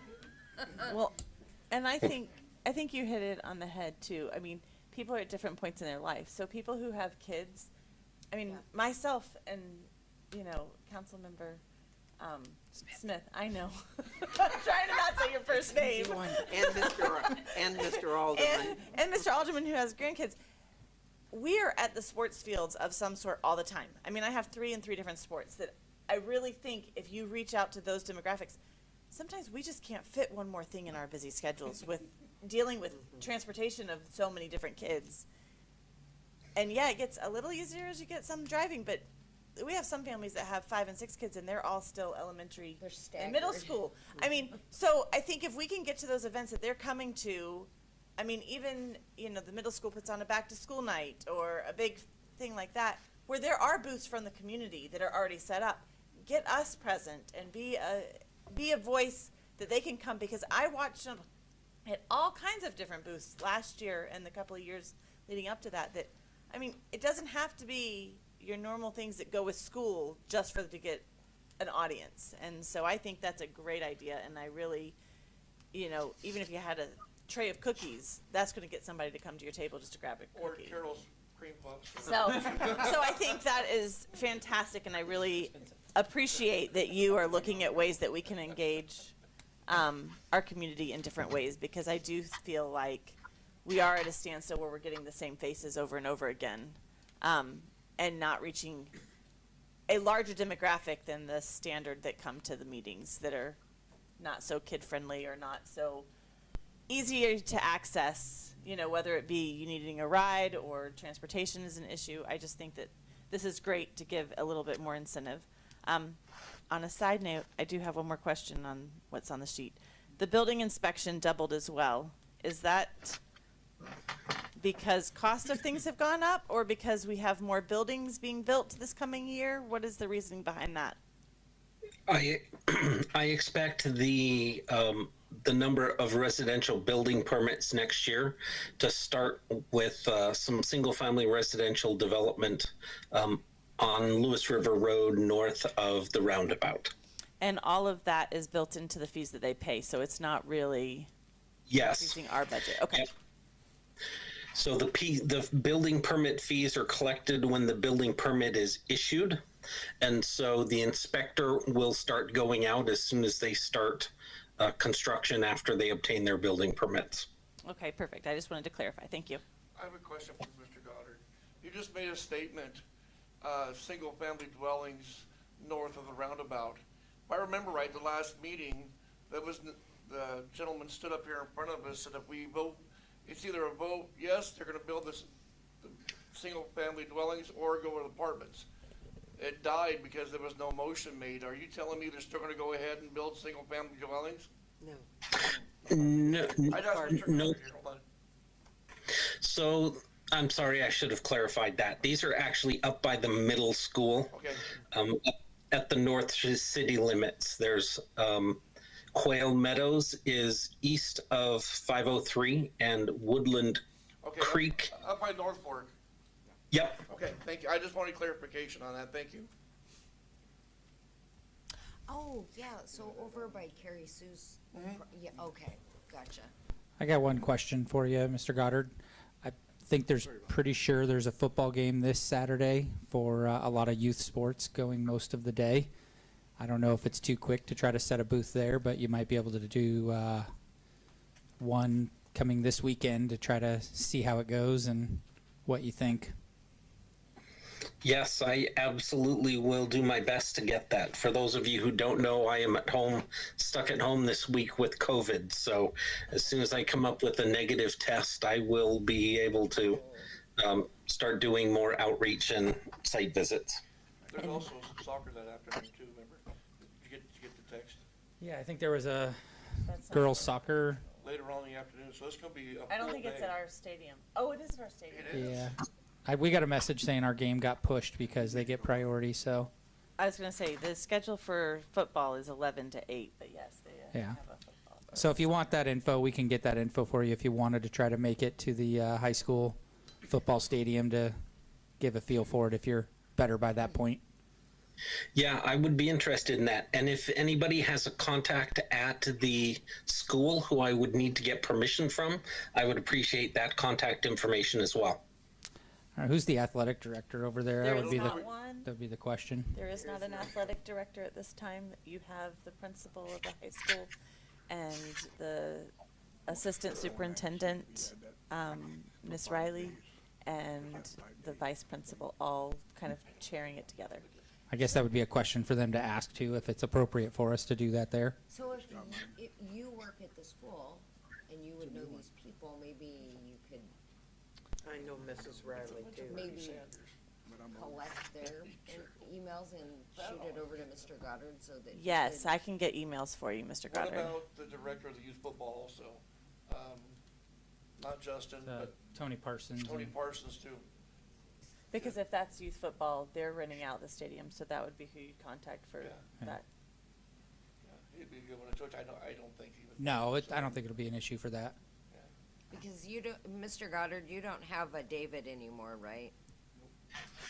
That's correct. He is gone as of last week. And you need to stop training them up so well, because then they leave the nest. Well, and I know, also last couple home football games ago, instead of being inside the gates, the dance team had something in the parking lot, like as you're walking up to the gates. So I don't know that you necessarily have to have permission for that if you're not inside the gates. So that might be another area that you could set up right outside of the gates. But it's school property, right? Yeah. Yeah, so you still need to talk to the, Oh, yeah. Okay. I don't know how much Yeah. they want a random Mr. Goddard hanging out in the parking lot. Is that everything for you, Mr. Goddard? That is it, if there's no more questions. Any more questions up here for? I am Not this forwarding, time. Travis, I'm forwarding you Tony Parsons' number right now. Okay, Thank you. And I hope you feel better. Ms. Coleman, Yep, Is it- I'm feeling better. Thank you. Public Works, is it your turn? It's coming up on my turn. I was just thinking to get people engaged, he could tailgate with a big barbecue going on out there in the parking lot, and I'm sure a lot of people would come up there. Absolutely, food. Besides candy bars that he always sticks out for us. Yeah, I'd rather have a Or barbecue. just set up a smoker, because That's what I'm the saying, smell yeah. of smoked meat Yeah. will lure them. You don't have to give them anything, you can just lure them in. City council meeting needs to set it up. Then we'll have people all fill in the hall. That's We're getting off cold-hearted. course here. Council would listen, the citizens probably be a lot better. Saying that's not why that's why they're not coming, because they always get big because you're not listening. Okay, thank you. Ms. Coleman? Hello. All right, so my budget is actually probably one of the easiest budgets I've had in the 6 years that I've been here. And the reason why is because when I go over this, in years past, so the first couple of years, well, the first year I was kind of held to a budget that was predetermined. The second year I was busting it, getting some grants. And then these last few years, we've just been working on the grants and completing those projects. So now I'm at the end of 3 grant projects that we're completing, and in the midst of applying for more grants. So the budget really is just about maintenance, and until we get the grants in hand and council accepts the grants, then we'll have to amend the budget if the council decides to accept the grants when we get them. So right now, we don't have any grants in hand because we're finishing up grants, and we couldn't apply for some of them until we were at a certain percent complete. And now that we're at that percent complete, we were allowed to apply because you can only have so many at a certain time with certain funding mechanisms for TIB as an example.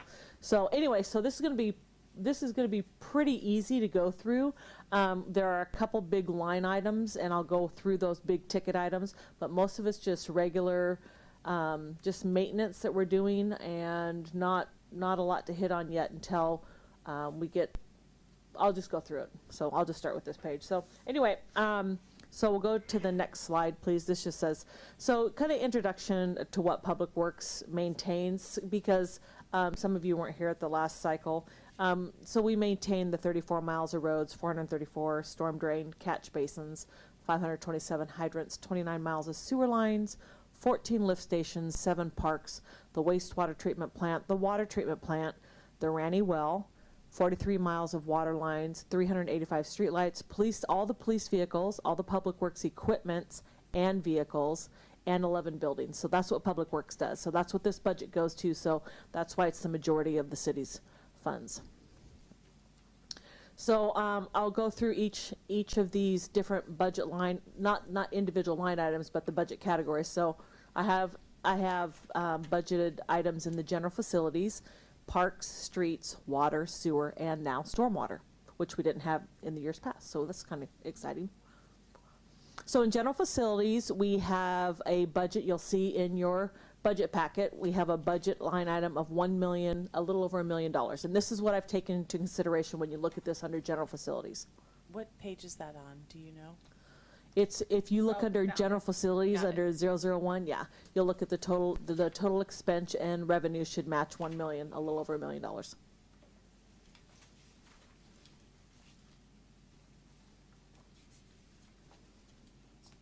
page 3. 1.8 million.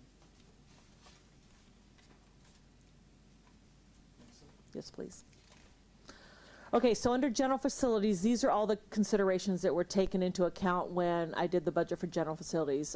So we do the repairs and maintenance, like I said, on the 11 buildings, and all of that includes your HVAC, your plumbing, your painting, your parking lots of the buildings, your sign, your roofing, siding, gates, fencing, etc., any janitorial service, and again, all the police vehicles. So when you look at your general facilities budget, all of these buildings are taken into consideration. Again, the line items, when you're looking in there, haven't changed much. There's a little bit more in police. Well, I say police. We don't have it outlined in police per se. It's just general facilities maintenance, and I think I have about 40 extra thousand in there because we have some of the HVAC units that need to be replaced here at this building. So I've accounted for that. So that's kind of the biggest ticket item that we have in there in general facilities. Everything else is just general maintenance. I have a question.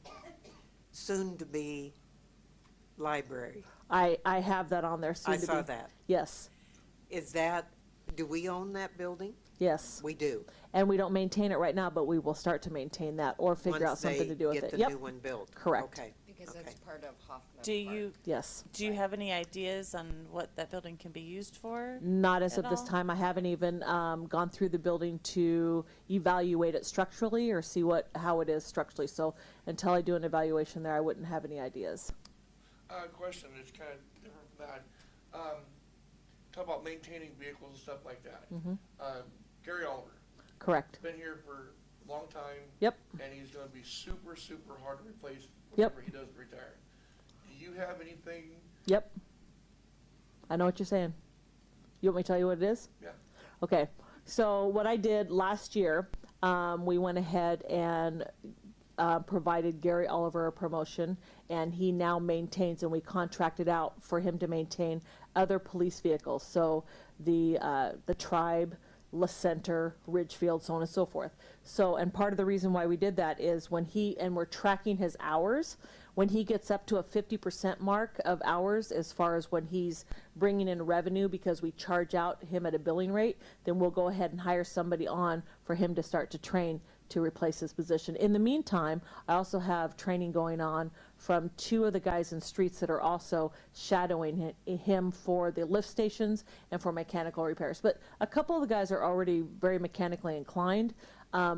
Not to the point where Gary is, because he's been doing it on that, and that isn't their sole duty, which is what Gary's is. But I do have cross-training going on, and I do have a game plan for bringing somebody else in to back him up.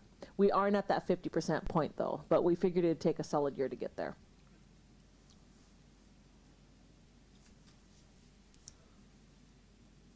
Okay, so parks, if you look at that, we have budgeted $348,461 for parks, if you look at the expense and revenue. And what we considered for that was just maintaining the 7 parks. There's nothing out of the ordinary in this, so there's the 7 parks that we're maintaining. We will eventually be doing some maintenance at Scott Hill Park. We did increase our park impact fees, which you guys are aware. So anything that's new into Horseshoe Lake Park, we can contribute some of the funds there. I also have been working with Sandy, and there's some maintenance that she's asked us to do up there, putting some deadmen in because some people are up there driving around, doing some stuff like that. So we're going to be working with her. Well, we are working with her on that. If you go to the next slide, Pete. So in the park budget, it's just the regular labor and maintenance, like the maintenance for Horseshoe Lake Park, the testing, so on and so forth. It does take into consideration the RCO grant that we received, but it does not take into consideration for the $100,000 grant that we applied for because we haven't received it yet. So we're anticipating on hearing for that by year end. There is no match on that, but we don't know if we're going to receive it or not. If we do receive the funding, then the park budget will change and I'll put the items in there at that time, but we have not received it yet. Streets, there is a budget of $1.8 million. You have a list of streets you're thinking about redoing? I'll get to that, please. Thank you. So Public Works budget considerations we took in here when we did the streets was the 34 miles of roads. As you're all aware, we did a street inventory a couple of years ago, and we're just going down the list with the roads that are rated 4, which are worst, and go to the best. The 2 roads that we have that I have applied for grants for are South Pekin and Gun Club. Those are the 2 that we applied for grants for as of this time. Depending on what the budget comes in at as far as the grant funding that we get, so we know how much we have to match, I might be able to add more roads on. But as of right now, I don't have a budget for the roads until I figure out if we get the grants or not. If we get the grants and council decides to move forward, there's always a match for that grant. So for instance, if I get $1 million grant and I have a $100,000 match, that's going to tell me that I'm going to do this $1 million road. If I don't get the $1 million grant, I can take that $100,000 and say I'm going to do, a short road in Woodland. So I'll bring that forward to council after I see if I get the grants, and then you guys can decide which route you'd like to take. On the next slide. So again, on the streets budget, it consists just of regular salaries and regular maintenance, your street sweeping, so on and so forth. It doesn't consider any grant funding outside of what already is in place that we're going to close out. For instance, we're working right now on West Scott Avenue. So when that closes out, we have a little bit of carryover that comes into next year's budget that we have to close out that contract. We have applied, like I said, for grant funding for South Pekin Gun Club and sidewalks on South Pekin, because we've talked about continuing the pathway all the way around Horseshoe Lake, coming back in South Pekin. So we have a bike and pedestrian lane that'll come in to kind of loop that system around Horseshoe Lake Park. So we applied for a grant there. If we do receive any of these grants, we'll be coming back and asking for a budget amendment if they're awarded and approved by council. But as of right now, there's no additional funding in there for any of that because we don't have them yet. Melissa? So on your streets, where the repairs maintenance projects went up from 271 to 491. That's to finish out the projects. So that's to finish out Yes. the current projects? Yes. Okay. It's a carryover.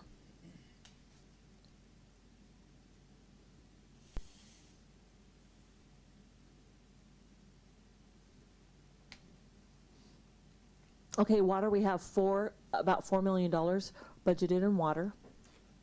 And the considerations we did there was for the water treatment plant. Nearly $1 million of this is for the Randy well cleaning, and then we have another $200,000 or $300,000 that we set aside for saving for the Randy well 3 years down the road, because we know that it's costing us now $800,000 to $1 million to do this. And instead of doing it every 5 to 10 years, we're going to be doing it every 3 years. So we also have 527 hydrants, so we usually replace 1 to 2 hydrants a year. We have 43 miles of water lines, so we have some asbestos water lines, as you know. We are not replacing those as of yet, but this is what we maintain. And then we have the water plant vehicles and equipment. So in the water, the budget presented takes in consideration all of the regular salaries and maintenance, inclusive of the Randy well cleaning, which, like I said, that's a big chunk in there, which is the $800,000. And the savings towards a 3-year plan for the Randy well in the future. It does not consider accepting funding for reservoir number 4, filter number 2 or 3 for restoration. We will be bringing the contracts forward to council for approval when received from the Department of Health and/or the USDA. We're consistently working on those. I am going to an IACC conference tomorrow morning, and I will be talking to the Department of Health and USDA, and hopefully I'll have those contracts back so I can send them to council, and you guys can decide which one you want to move forward on, whichever one is going to be the best for council to choose from. Any questions on water? Okay, sewer, we have budgeted $6.1 million, $6.2 million. And considerations for that were the sewer plant itself, the 29 miles of sewer lines, the 14 lift stations. We're working on lift station number 8 now. A portion of the budget is basically for carrying over the finishing of lift station 8. We have the vehicles, operating supplies, professional services, and repairs and maintenance. You're going to see a big number in there, which is $1.5 million. Peter Boyce brought up this at the last budget council meeting, that part of that was showing that a sewer line extension we talked about for Waltz Meats, and we don't have a contract in place, and we shared that we were going to switch that out for the biosolids tank, and that biosolids tank is about $3 million. We believe that we can value engineer it down to about half of that after talking to our engineering firm, so that those two are going to be swapped in the budget.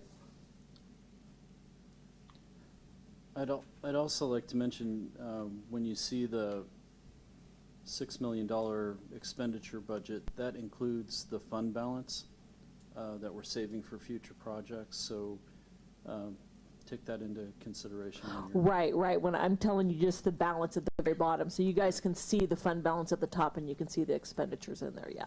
Thank you, Pete. Tracy, Yes. did you ever, or is it being done, the extra storage built out there? That's a biosolids tank. Yes. No, I'm talking for storage for their equipment. Oh, and that's storage being shed. done this year. Is it? That's being done this year. Yes. Thank you. So in there, the budget again took in consideration regular salaries and does not have the sewer line expansion. We're going to go ahead and be replacing the cost for this for the biosolids tank, which was part of the Department of Ecology letter that you guys are aware of. It just got mixed up in the budget when we submitted it.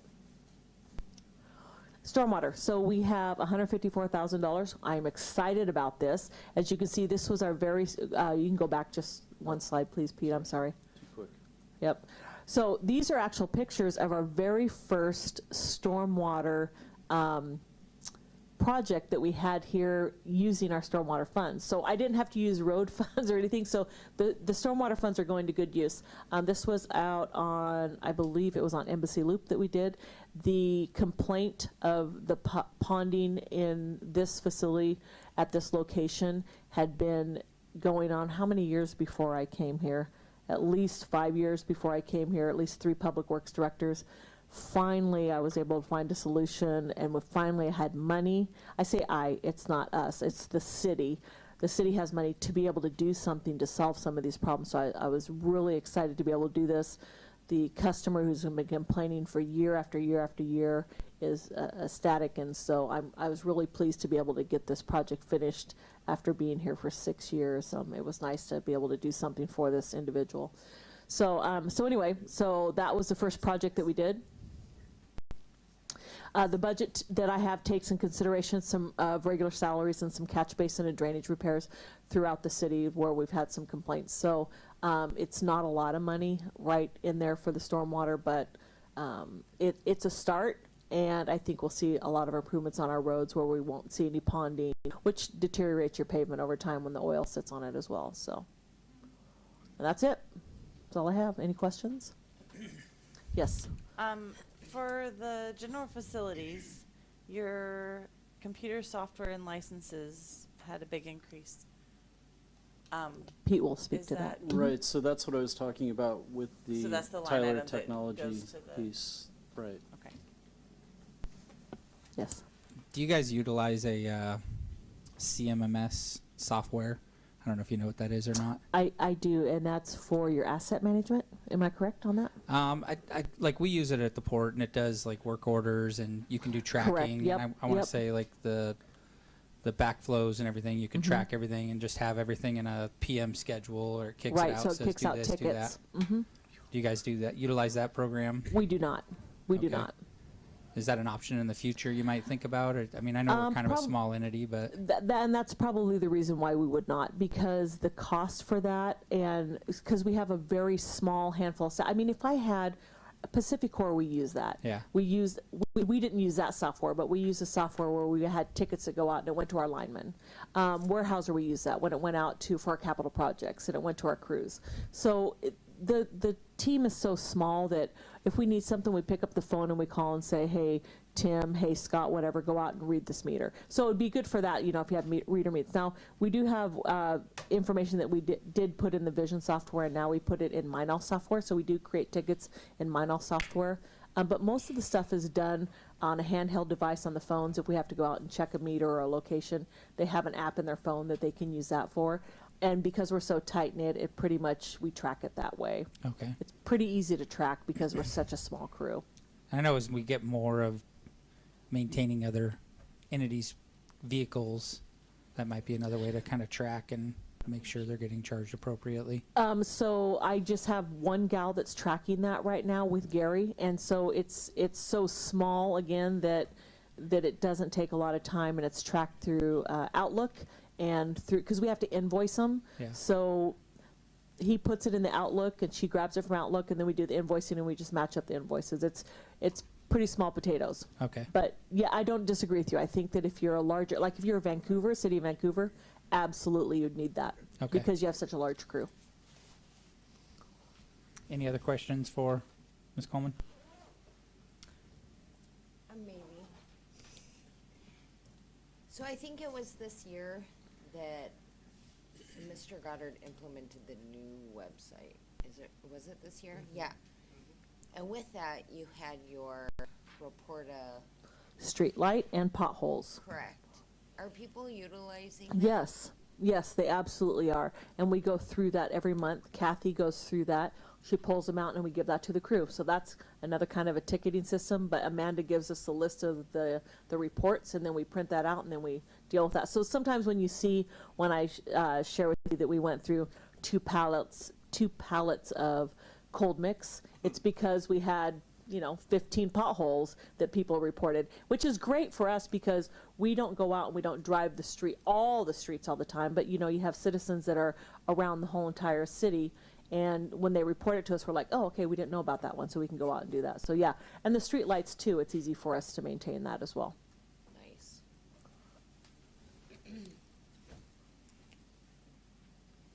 That was it for me. Okay. If everybody's all done, then I guess that we can end the workshop, and the workshop ended at 9:03, and then we can move to end the meeting. Make a motion to end the meeting. Second.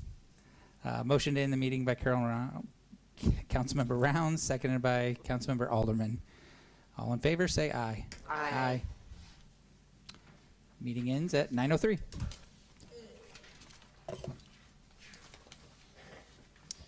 So Ms. Coleman, has anybody signed up for your thing this weekend? Recording stopped. Still? What's she got going? Make a difference day. Oh,